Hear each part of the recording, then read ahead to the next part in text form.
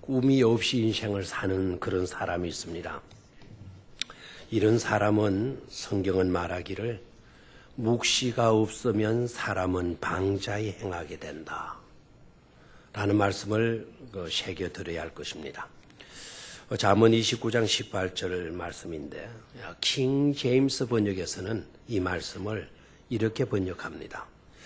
비전이 없는 곳에는, 꿈이 없는 곳에는 백성들이 멸망한다.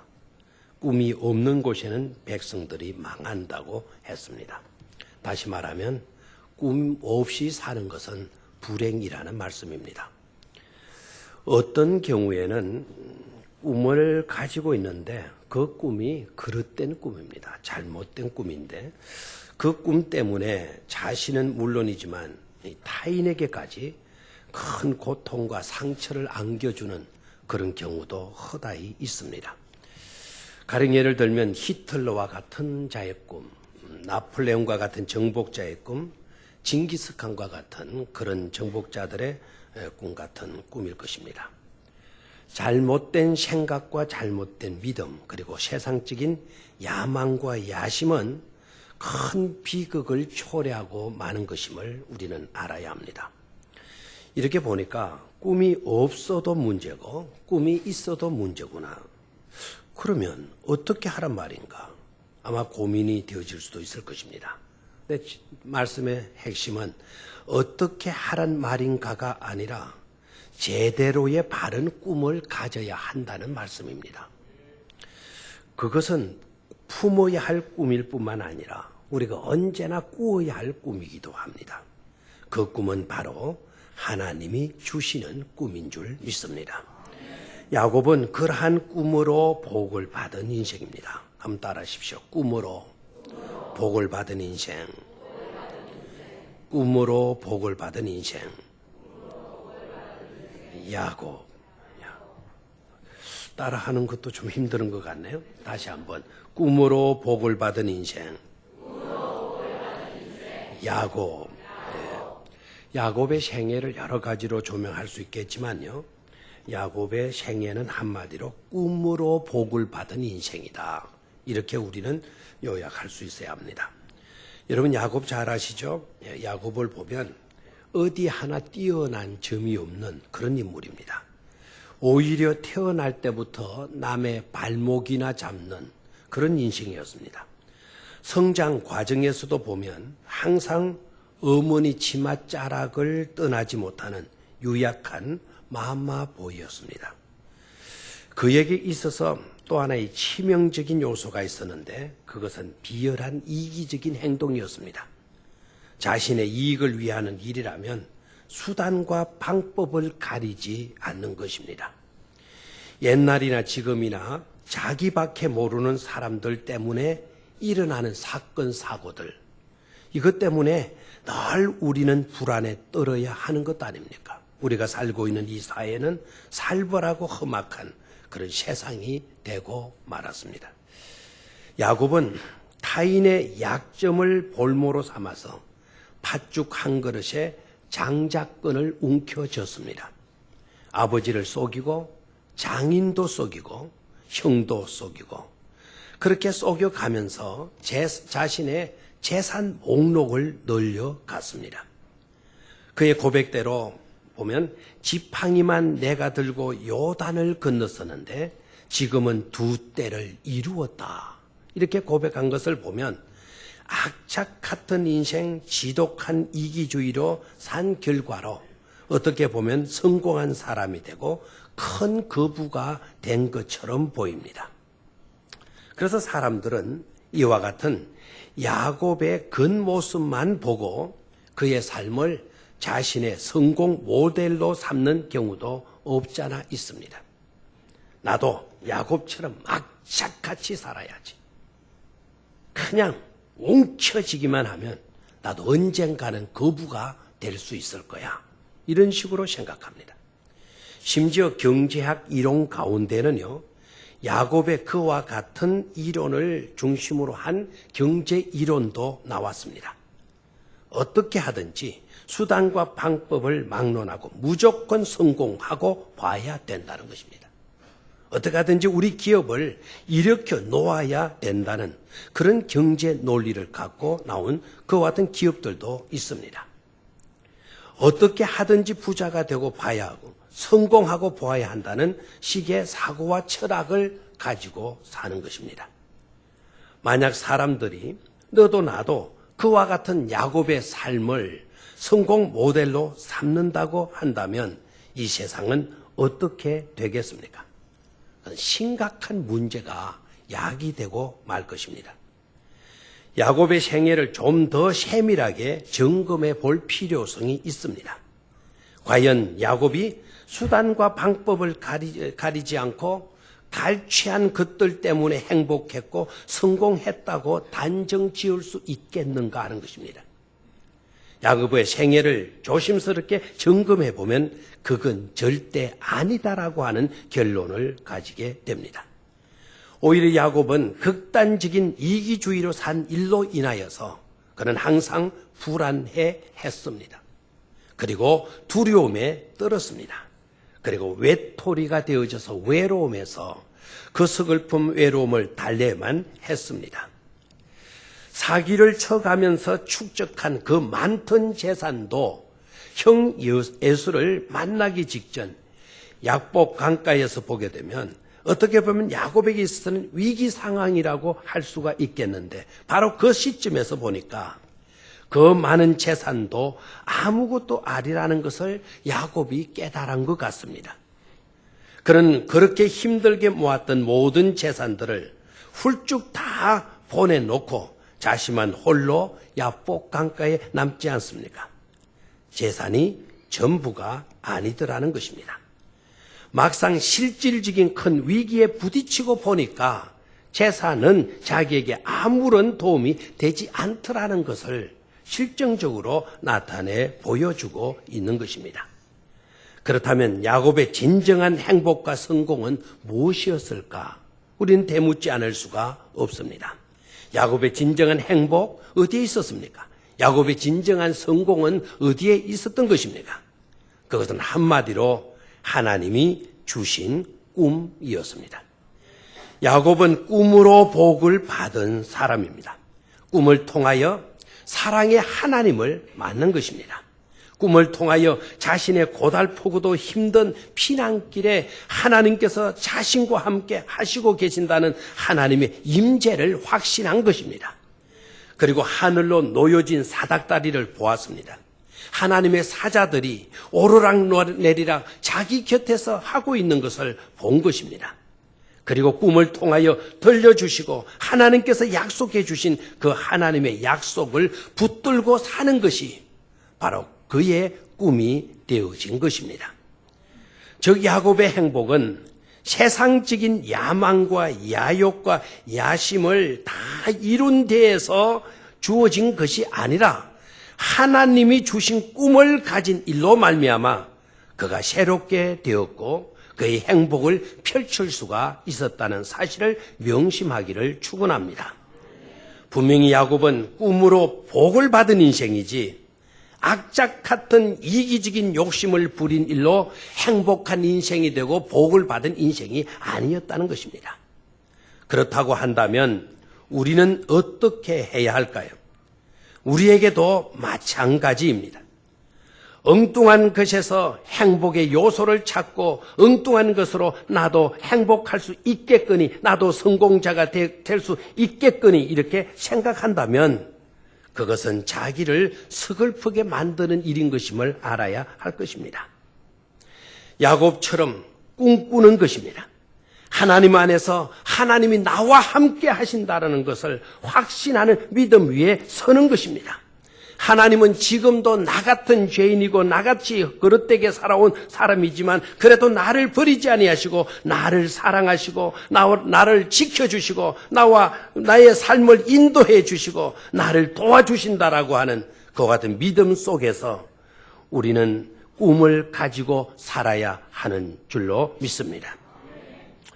부지런히 우리들 가운데서 일하시는 그 하나님, 땅을 보면 희망을 가질 수 없겠지만 무능한 내 자신의 모습을 보면 절대로 희망을 품을 수가 없겠지만은 우리 하나님을 보시게 되면, 우리 하나님과 함께하는 그와 같은 은혜를 깨닫기만 하면 하나님 안에서는 얼마든지 저와 여러분들이 비전의 사람으로 살아갈 수 있는 줄 믿습니다. 야곱은 꿈 때문에 복받은 인생이었다 하는 것입니다. 다음으로 꿈이 없으면 그 인생은 망하게 되어진다라는 것을 보여주는 인물이 있어요. 그 인물은 바로 예서입니다. 한번 따라하십시오. 꿈이 없으므로 망한 인생, 예서. 참 예석해요. 다시 한번, 꿈이 없으므로 망한 인생, 예서. 예서는 야곱으로부터 발목 잡힌 자였습니다. 예서의 삶을 들여다보면 예서는 철저한 현실주의자였습니다. 현실주의자에게 있어서 문제는 꿈을 무시해 버리는 데 있습니다. 좋은 점도 있죠. 현실에 철저한다라는 거. 이건 좋은 점입니다. 그러다 보니까 현실주의에게 문제로 나타나는 것이 있어요. 그것은 바로 비전이라는, 꿈이라는 것은 비현실적인 것이다. 오늘의 실리와는 아무런 상관이 없는 하나의 이상에 지나지 않는 것이다. 이렇게 여기는 것이 현실주의자들의 약점인 것입니다. 예서의 생애를 좀 더 깊이 점검해 보도록 합시다. 예서는 야곱처럼 이기주의적인 사람이 아니었습니다. 동생을 윽박질러 가지고, 야 임마 나한테 팥죽 줘. 안 내나? 죽으려고? 막 이렇게 윽박질러 가지고 팥죽을 빼앗아 먹지 않았습니다. 정당한 값을 치르고, 어떻게 보면 팥죽 한 그릇 값보다는 훨씬 상상도 할 수 없는 장작권을 주어가면서까지 그는 팥죽을 사서 먹습니다. 세상적인 관점에서 보게 되면 예서는 뚜렷하게 잘못한 삶을 살고 있는 자가 아니었습니다. 그런데 문제가 있죠. 현실적인 배고픔의 문제를 극복하기 위해서 팥죽 한 그릇의 장자의 신분을 팔아치워버린다는 거예요. 쉽게 장자의 신분을 팔아버렸다는 것입니다. 여러분, 장자의 신분은 어떤 것입니까? 장자의 신분은 지금은 별 효력이 없는 것처럼 보여요. 그런데 장자의 신분에는 엄청난 미래에 대한, 장래에 대한 비전이 그 속에 들어있는 것입니다. 나중에는 이 장자의 신분의 특권이 엄청난 것입니다. 그럼에도 불구하고 이 예서는 미래에 있게 된 특권 중요치 않다. 내일 잘 되어지는 것, 그거 별 필요 없다. 내일에 대한 꿈, 그런 것은 비현실적이다. 이렇게 생각한 나머지 장자의 신분을 쉽게 팔아버리고 말았습니다. 왜 그렇게 되어졌는가 하니까 그에게 있어서는 꿈도 사명도 중요치 않았기 때문에 그렇습니다. 그에게 있어서 중요한 것은 육신적인 배고픔의 문제가 더 중요했어요. 현실적인 배고픔의 문제보다 더 급한 문제는 없는 것으로 이렇게 착각하고 있었다는 점입니다. 그게 바로 문제였습니다. 저와 여러분들은 모든 것을 잃더라도 꿈만큼은 잃어버려서는 안 되는데 예서는 그 꿈을 저버리고 만 것입니다. 나중에 가서 예서도 후회해요. 아, 이게 아니었구나 깨닫고 아버지를 찾아가요. 그리고 아버지에게 졸라댑니다. 아버지, 저에게도 복을 빌어 주십시오. 아버지께로부터 복을 받아야만이, 아버지가 나를 위해 복을 빌어 주셔야만이 내가 복된 인생이 비로소 될 수가 있겠습니다. 그러니 저에게도 복을 빌어 주십시오라고 졸라댔습니다. 그랬더니 아버지 이삭이 아니다. 너에게 빌어줄 복이 없다. 나에게 남아있는 복이 아무것도 없다. 그러니까 예서가 뭐라 그래요? 아버지 그렇다면 찌꺼기 복이라도 좋으니 저에게 달라고 이렇게 졸라대지 않습니까? 그런데 아버지 이삭은 그 부탁마저도 냉혹하게 거절해 버리고 맙니다. 아마 아버지 이삭은 이런 생각을 가졌을지도 모릅니다. 너는 이미 받은 것도 주어진 꿈도 지키지도 키우지도 못하는 사람인데 그런 자에게 줄 수 있는 다른 것은 없다. 이미 준 것도 제대로 지키지 못하는 너에게 다른 것을 준들 못하겠느냐? 줄 필요가 없다. 이렇게 아버지 이삭은 생각했던 것 같습니다. 바로 이것이 예서의 불행이고 바로 이것이 예서의 비극이었던 것입니다. 꿈을 소홀히 해서는 안 된다는 것이죠. 현실적인 문제보다 더 우선해야 되는 것은 바로 꿈의 문제입니다. 육신적인 어떤 것보다 더 중요한 것은 바로 영적인 문제 아니겠습니까? 나의 어떤 문제보다도 더 귀한 것은 하나님의 임재요, 하나님의 약속이요, 하나님께 엎드려 기도하는 이 사실이 중요하다는 것을 깨달아야 될 줄 믿습니다. 에세기는 이러한 것들을 다 소홀히 하고 말았습니다. 문제 앞에 기도하지 않았습니다. 문제 넘어 계시는 전능하신 하나님을 바라보지도 못했습니다. 그에게는 꿈이 전혀 없었습니다. 바로 그것이 예서를 비참하게 만드는 결정적인 요소가 되고 만 것입니다. 우리 주님도 이와 같이 꿈이 없이 산 인생을 비유로 말씀해 주신 적이 있습니다. 여러분이 잘 아시다시피 거지 나사로와 부자 이야기 속에서 나타났던 그 부자, 이 부자는 많은 재산을 가졌어요. 그 해도 엄청난 풍년이 들었다고 했습니다. 아마 없는 것이 없었던 것 같습니다. 그러나 그에게 결정적인 문제는 내일에 대한 꿈이 없었어요. 이웃에 대한 꿈도 없었습니다. 자기에게 주어진 그 재산 가지고 그냥 보관하고 축적해놓고 날이면 날마다 잔치하는 그와 같은 것이 그의 유일한 낙으로 생각을 했던 것 같습니다. 우리 주님은 그렇게 사는 인생을 향하여서 어리석도다, 어리석은 자여라고 이렇게 낙인을 찍고 마셨습니다. 우리는 현실에 안주하기보다 꿈을 꾸는 사람이 되어야 하겠습니다. 특히 복음에 대한 열정적인 비전을 가져야 할 줄로 믿습니다. 주어진 사명에 언제나 긍정 200%로 응답하며 살아가는 그와 같은 믿음의 사람이 되어야 할 것입니다. 할 수 있다, 하면 된다, 하자, 할 수 있어야 하는 그런 성도의 삶이 되어야 할 것입니다. 할 수 있다라고 하는 조동사는 영어로 can이라고 하는 단어입니다. 여러분, 주님의 능력을 믿는 자에게는 능치 못할 일이 없다라고 하시는 우리 주님의 말씀을 분명히 의지하고 주님 안에서 산 비전을 가지고 사는 사람들에게 있어서는 이 can이라고 하는 단어는 굉장히 중요한 단어가 되어질 줄로 믿습니다. 그런데 이 can이라고 하는 단어 속에는 또 다른 의미가 있어요. 그것은 바로 깡통이라고 하는 뜻을 갖고 있어요. 하나님을 향한 비전이 없으면, 주님을 믿는 믿음을 우리가 가지지 못하면, 내 능력만 생각하고 세상적인 것만 생각하고 산다면 그 can은 깡통이 될 수밖에 없는 것임을 깨달아야 될 것입니다. 나의 문제에만 사로잡히면, 나의 능력에만 사로잡히면 그 어떤 것도 할 수가 없습니다. 깡통 인생이 될 수밖에 없는 것입니다.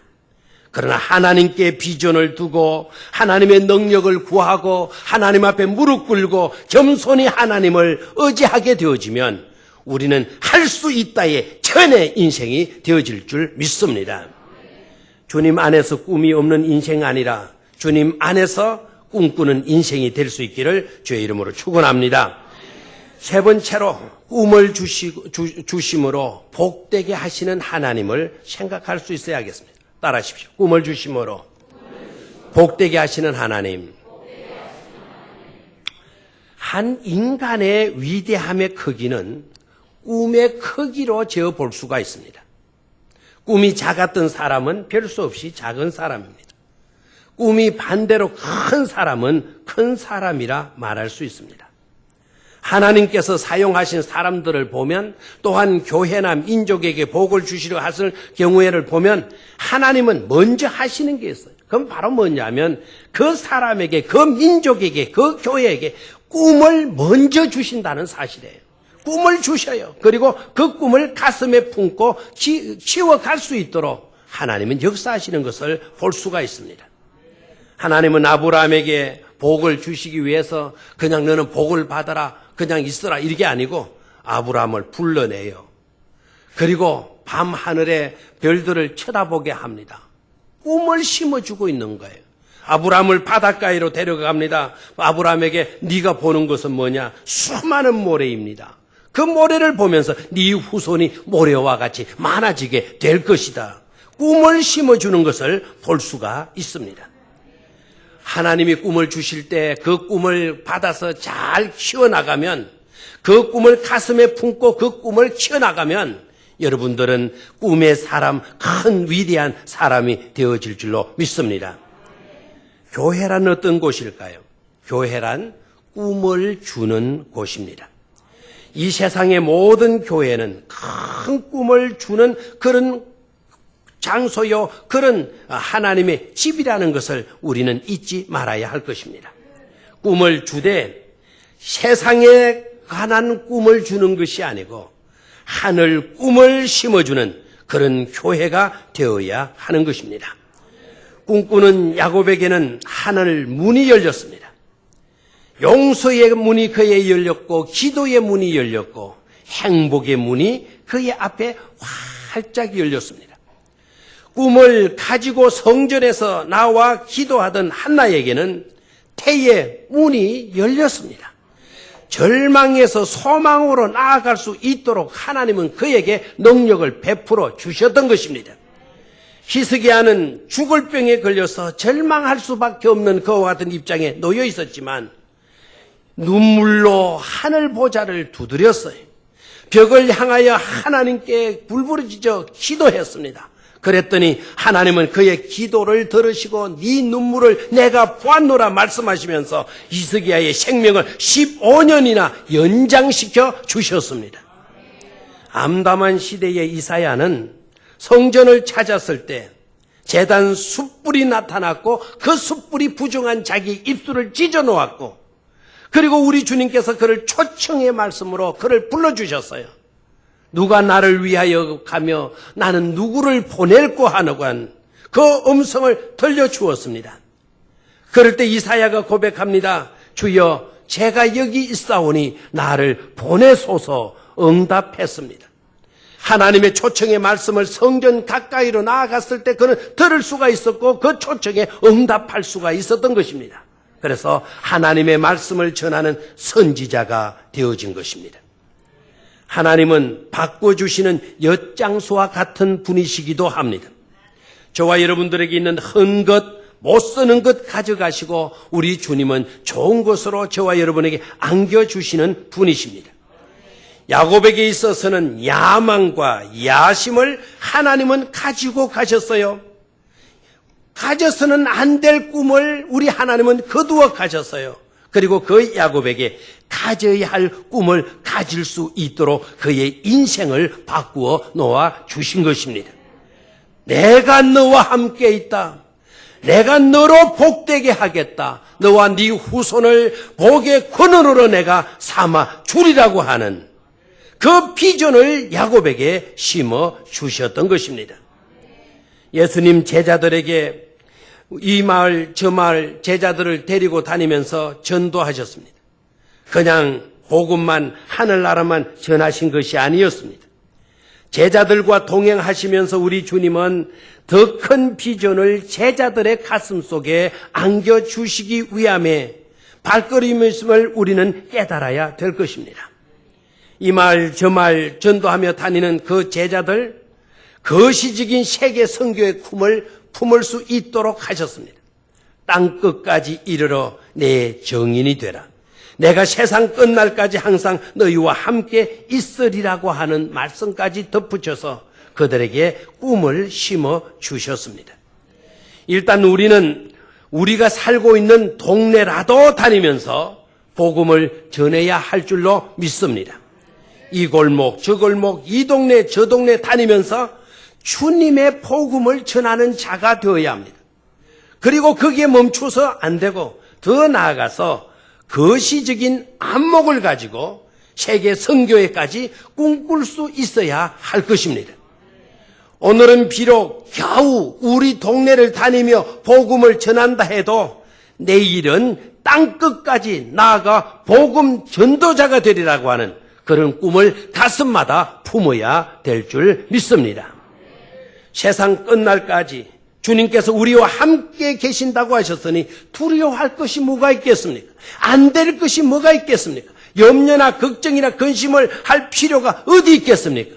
주님이 우리와 함께 하신다고 말씀해 주셨는데, 하나님이 나와 함께 하시면 못 갈 곳이 없고 못할 일이 없는 줄 믿습니다. 내게 능력 주시는 자 안에서 내가 모든 것을 할 수 있다는 믿음과 희망을 얼마든지 우리 가슴 속에 품을 수가 있는 것입니다. 주님께서는 또 겨자씨에서 큰 나무를 보고 계셨습니다. 겨자씨의 조그만 눈에 보일동말동하는 그런 씨앗이지만 우리 주님은 그 속에서 새들의 보금자리를 보고 계셨던 것입니다. 오늘 나의 모습은 비록 겨자씨 같이 작을는지도 모릅니다.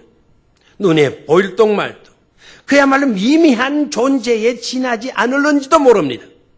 그러나 우리는 우리 주님이 겨자씨 속에서도 큰 나무를 보시고 새들의 보금자리를 보셨다면 우리도 겨자씨 같더라도, 비록 나는 형편없는 미미한 존재라 할지라도 내일의 큰 나무가 되는 그런 꿈을 가져야 할 줄로 믿습니다.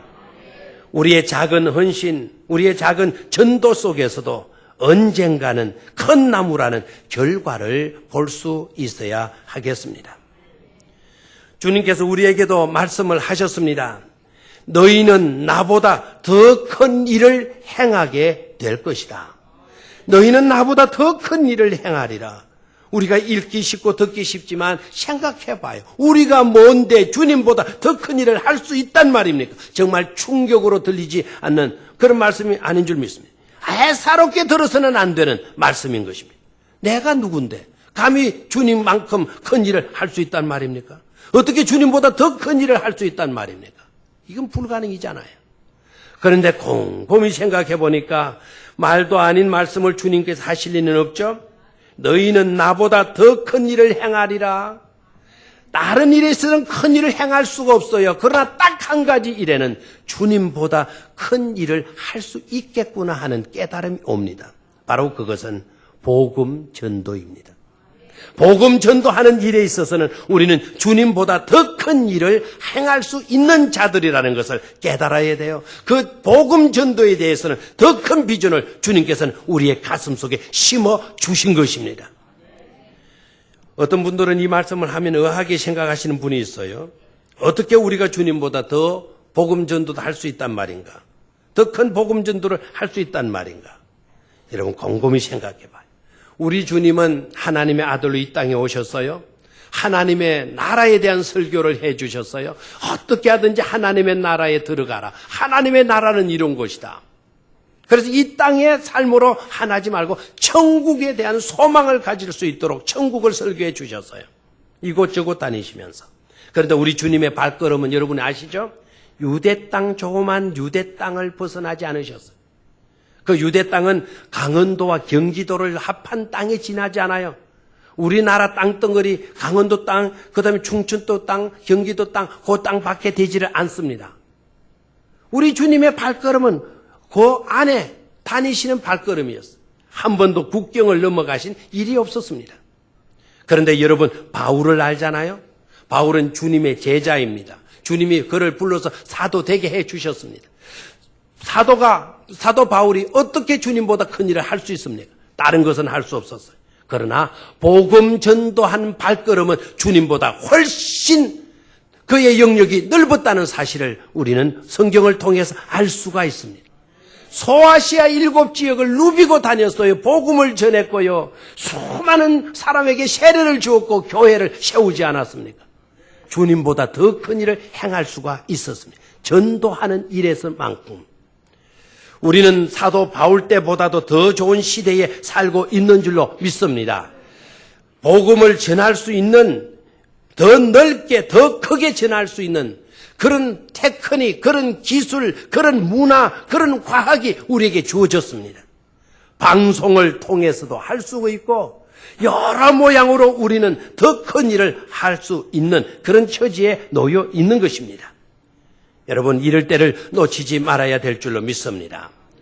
주님께서 우리에게 더 큰 비전을 주셨잖아요. 주님보다 더 큰 일을 할 수 있는 그와 같은 비전을 저와 여러분들에게 말씀해 주지 않았습니까? 주님 말씀대로 주님 주신 비전 움켜쥐고 저희들도 살겠습니다. 이렇게 고백하며 결단할 수 있는 모든 성도님들이 되시기를 축원합니다. 복음을 전하는 일에는 땅끝을 바라보고 향할 수 있는 그런 믿음, 그런 비전을 우리 모두가 품게 되어진다면 우리 교회를 통하여서도 하나님의 나라가 확장되는 놀라운 역사가 일어나게 될 것이고, 여러분의 생애는 그 일로 인하여서 더욱더 복되고도 아름다운 생이 되어질 줄로 믿습니다. 그런 은총이 함께하게 되기를 주의 이름으로 축원합니다. 하나님 아버지, 우리에게도 꿈이 있게 하여 주심을 감사를 드립니다. 나로서는 할 수 없지만, 나의 존재로 보면 미미하기 그지없지만 하나님이 나와 함께 하시고 주의 능력이 우리를 도우시게 될 때 우리는 비전의 사람, 소망의 사람, 꿈의 사람이 되어질 줄 믿습니다. 세계 선교를 향한 비전 우리 가슴에 품게 하여 주시옵소서. 영혼을 향한 간절한 꿈을 우리 가슴 속에 불태워 주시옵소서. 이번 해피데이 129 때에는 꼭 하면 된다, 할 수 있다, 하자라고 하는 그런 믿음, 그런 꿈을 가지고 한 영혼이라도 더 작정하고 한 영혼이라도 위하여 더 기도하고 찾는 우리의 삶이 되게 하여 주시옵소서. 언젠가는 우리가 하나님의 보좌 앞에 이르를 때가 있을 것인데, 그때 우리 주님께로부터 착하고 충성된 종이라고 하는 그런 칭찬과 그런 인정을 받는 우리 교회 성도님들 다 되게 하여 주시옵소서. 주 예수님의 이름으로 기도드리옵나이다. 아멘.